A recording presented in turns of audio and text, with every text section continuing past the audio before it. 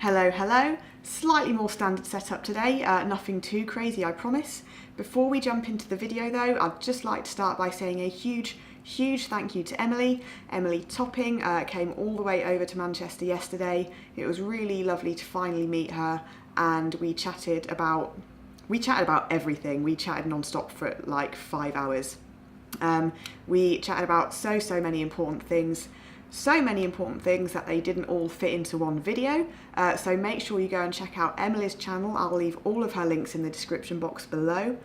So if you want the whole lot, then you need to go over there as well. If you've got any more questions for either of us though, feel free, leave a comment, hit that thumbs up button, and I will see you soon. So I haven't had a chat to the camera for a long time, but we are grounded, we are here. I've brought Emily Topping down to Castlefield. We're in Manchester city centre, my stomping ground, and today we're going to go through a little Q&A session. We're both photographers, videographers, fitness freaks. We're both on the same page, so I think it's going to be a really interesting chat. And yeah, let's go. So where are we going to start? We're going to start with how we actually got started. So do you want to roll first? Yeah, I can do. So on terms of being like an entrepreneur and kind of like, you know, that term is very loosely thrown around these days. I found photography very early because my brother is a professional. I was always interested in what he was doing, but funnily enough, I stumbled on doing freelance photography myself by my own fitness brand, which is Emerge Elite, which is probably the main reason most people are watching this video. And I took my own photography and my own film with the help of my brother, and it basically just out of nowhere, it all went from there. So like people just said, you were good at it, you should do it. I enjoy it, so I kind of just took life as it came and rolled with whatever was presented to me, and now I can actually say that I make a pretty decent side income from it. So yeah, what about you? So I first picked up a camera probably about 10 years ago.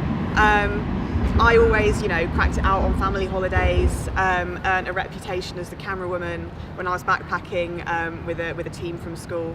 But it was sort of about nearly 2 years ago. It was on fitness, Instagram, you know, selfies and whatever, and decided to turn that into a YouTube channel, which is where I started with video work.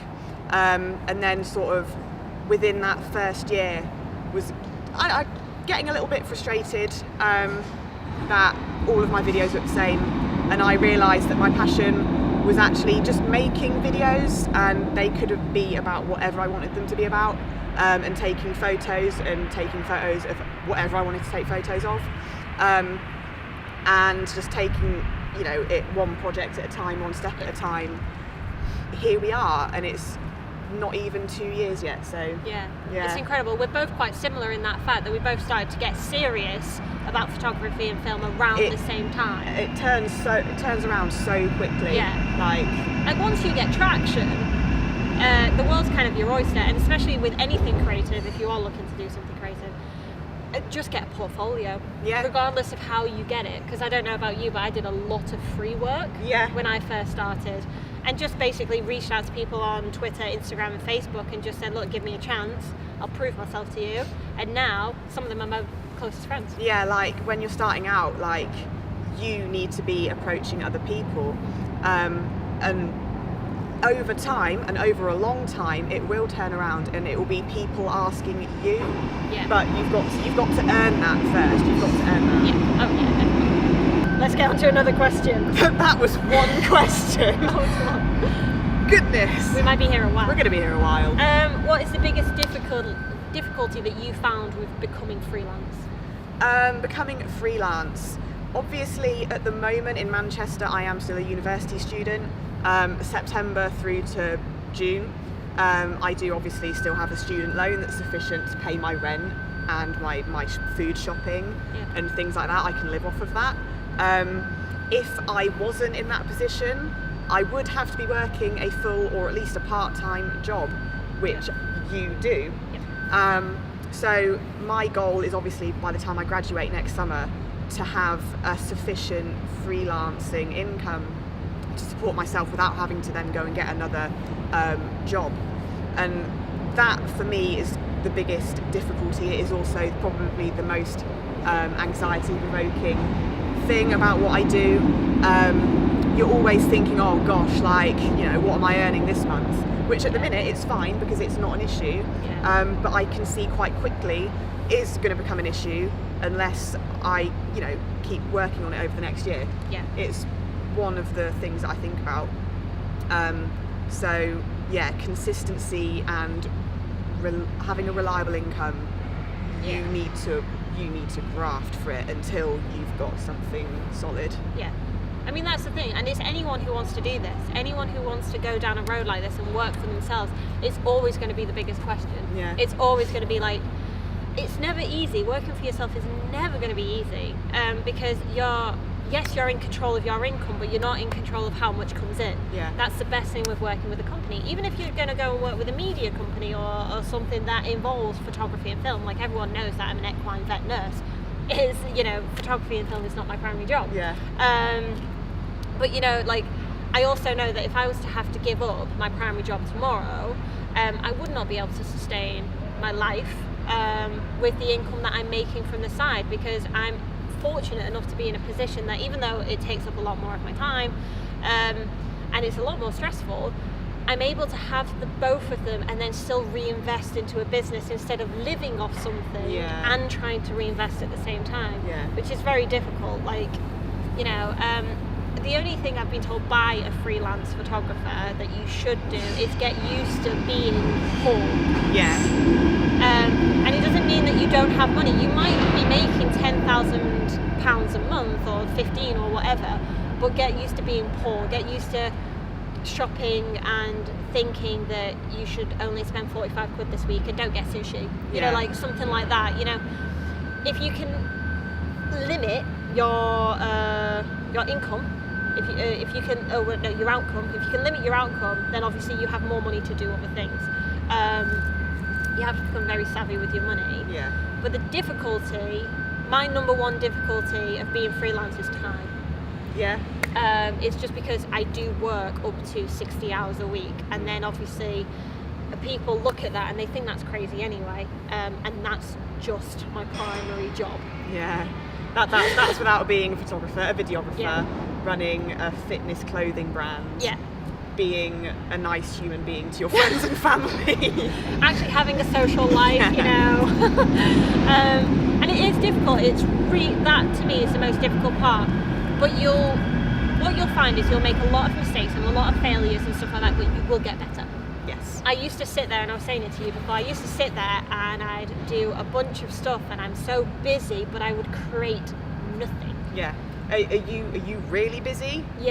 Are you busy, or are you actually being productive? Are you getting stuff done? And that was my worst thing when I first started. Was I was so busy doing my 18-hour days, and I wasn't really creating anything. Like, my photography was being done, my film was being done, and stuff like that.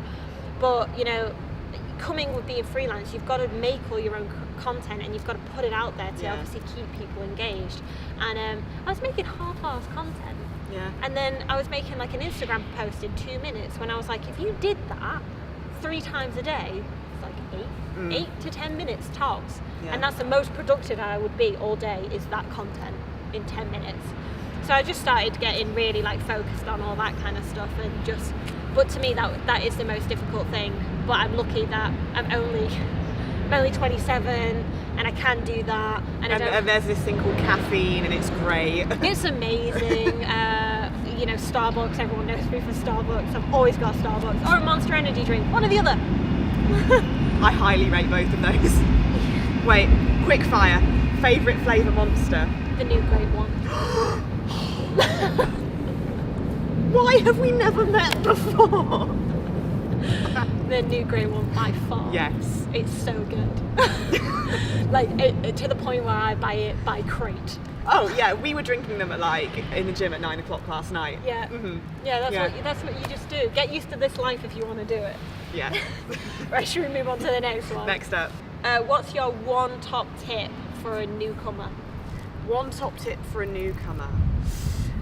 It's got to be just create just something. Yeah. You don't have to be a professional yet.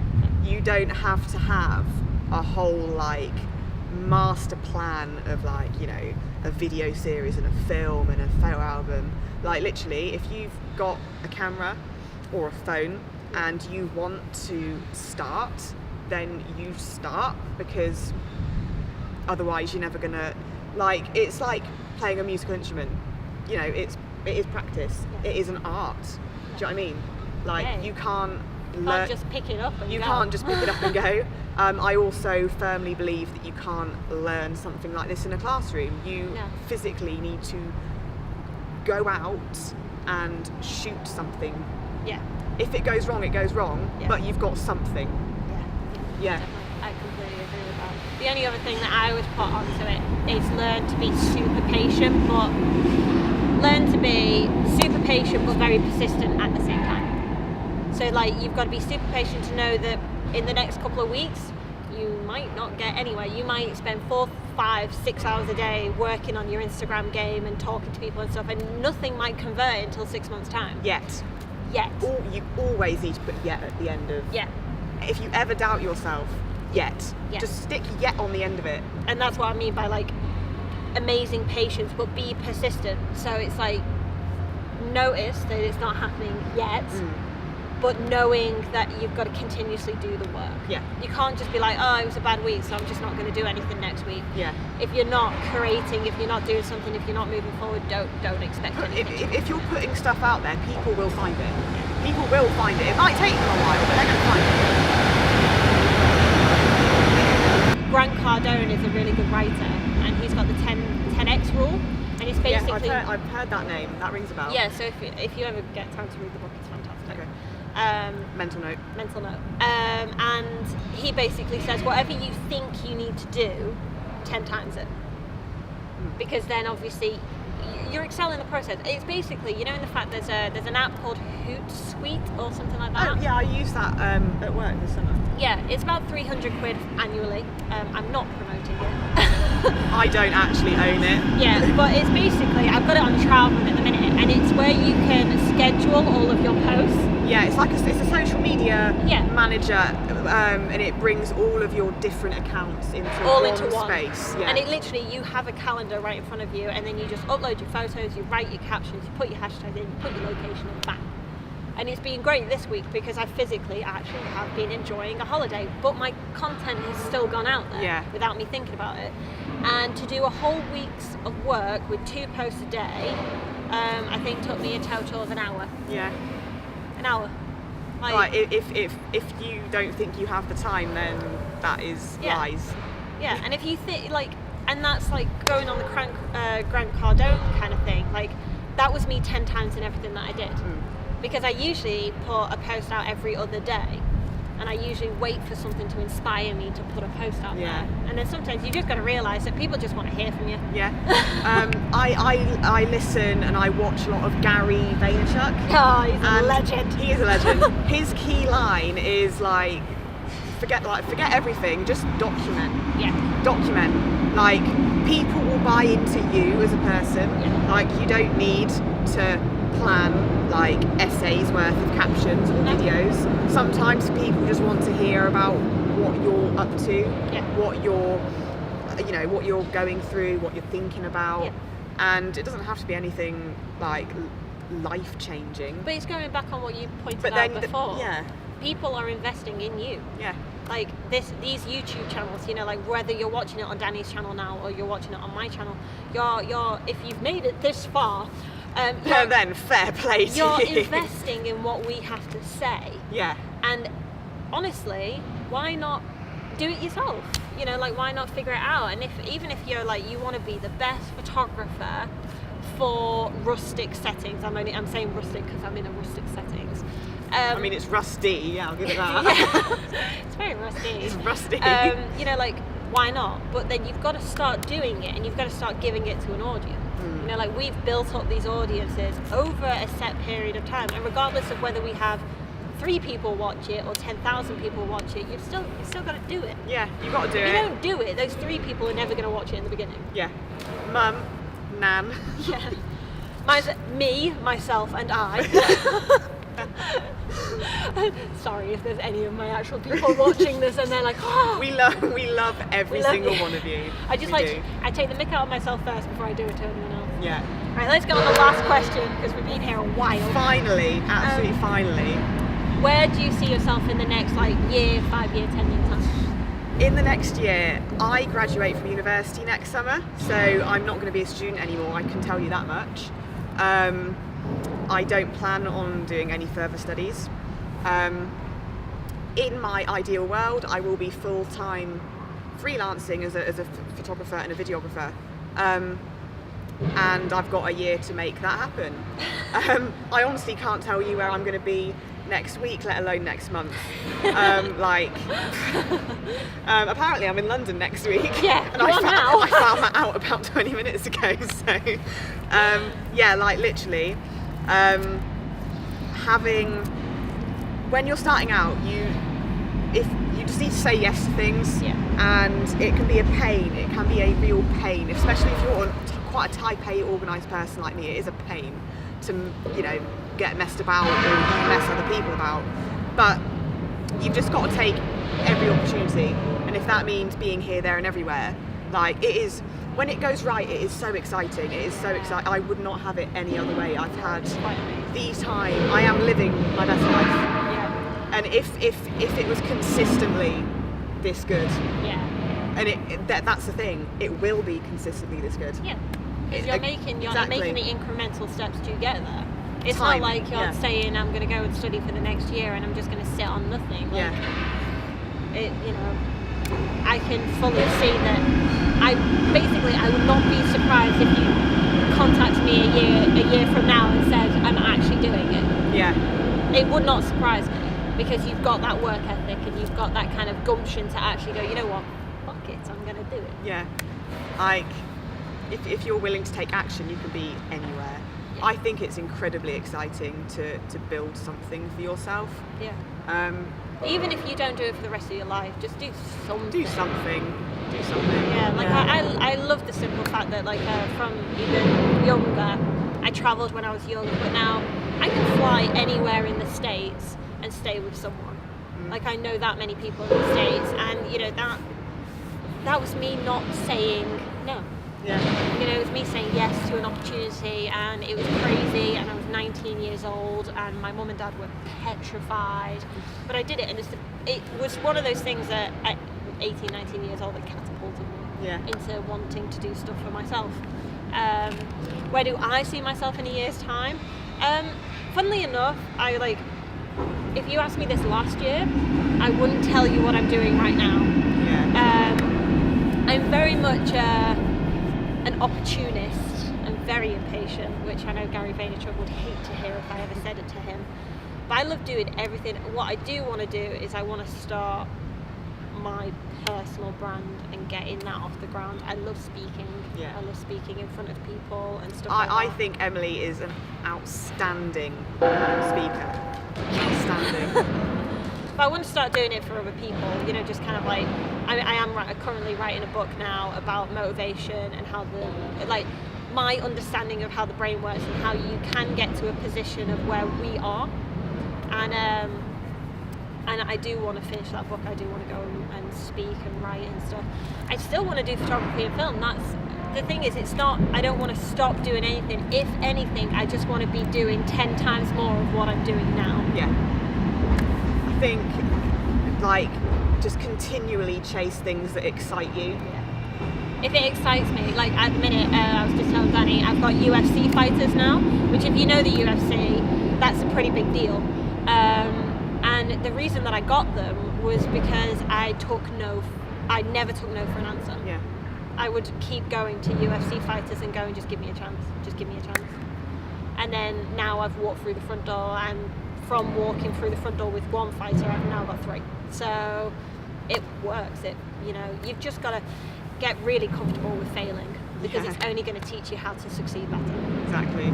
So yeah, I think we probably need to stop. I think we've covered everything. We've covered a lot. We have definitely not covered everything. No, we could. But you could do this all the time. Yeah, exactly. you could sit here for ages and talk about things, and you know, hopefully this is not the last. Actually, it's not even hopefully. This is not the last time me and Dani will work together. Absolutely not. You know, and it'll be great for obviously everyone to see what we get up to. Yeah. So, yeah. I think we'll close this. We'll close it I out. think we can close this Q&A here. I feel sorry for Dani who has to go through this later.